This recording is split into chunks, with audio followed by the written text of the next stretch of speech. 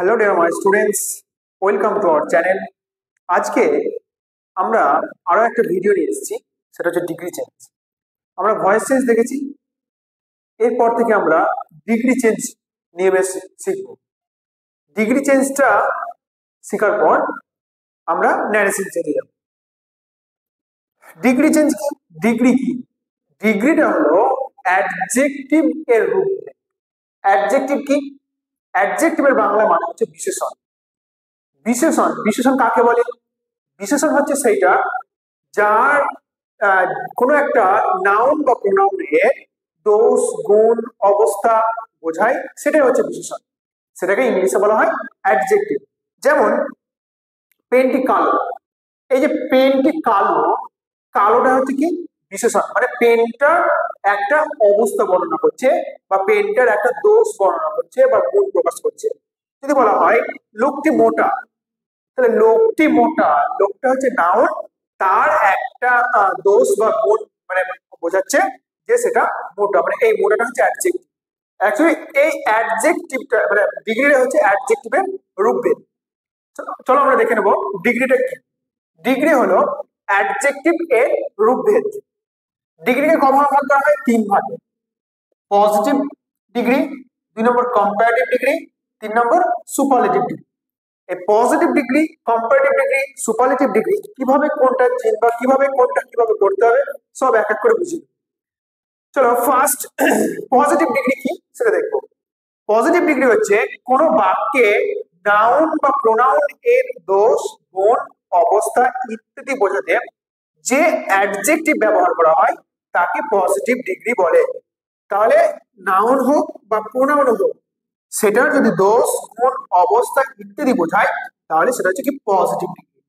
এখানে কোনো নির্দিষ্ট করে কিছু বলেনি, একজন, দুজন, তিনজন এরকম কিছু নয়। যখন কোনো একটা ব্যক্তির, সেটা নাউন হোক বা প্রোনাউন হোক, সেই ব্যক্তিটির বা কোনো কিছুর দোষ, গুণ বোঝাবে, সেটা হচ্ছে কি পজিটিভ ডিগ্রি। যেমন এখানে একটা এক্সাম্পল দিয়েছি, Rahul is a good man. Rahul হয় একজন ভালো ছেলে। তাহলে শুধু এখানে একজনকে বলা হয়েছে যে Rahul, Rahul is a good man. Good কেমন মানুষ? গুড ভালো।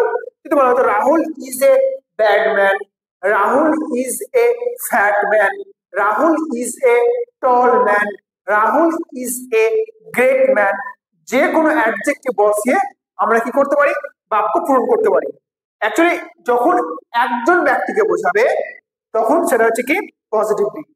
তাহলে একজন বা মানে ব্যক্তির ক্ষেত্রে যখন একজন ব্যক্তির বা কোনো কিছু দোষ, গুণ বিচার করবে তখন সেটা হচ্ছে কি পজিটিভ ডিগ্রি। এইবার দেখবো আমরা কম্পারেটিভ ডিগ্রি। কম্পারেটিভ ডিগ্রি কাকে বলে?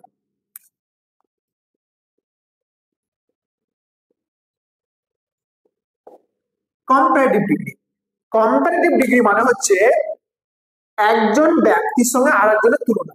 মানে দুজন ব্যক্তি, দুটি ব্যক্তির ক্ষেত্রে তুলনা বোঝাবে। তাহলে এখানে তোমার চেঞ্জ হবে, কোনো বাক্য যেটা দিয়েছিলাম সেইখানে আমরা লিখবো সাধারণত,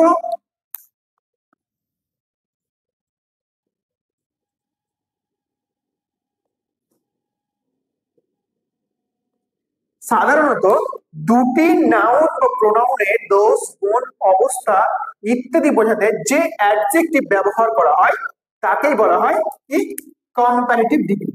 তাহলে যখন একজনের ক্ষেত্রে পেয়েছিলাম সেই ক্ষেত্রে আমরা পেয়েছিলাম কি পজিটিভ ডিগ্রি। এইখানে একজনের সঙ্গে আরেকজনের তুলনা বোঝাচ্ছে, তাই এটা হচ্ছে কম্পারেটিভ ডিগ্রি। তাহলে নিশ্চয়ই এক্সাম্পলটা চেঞ্জ হবে। কি হবে? রাহুল ইজ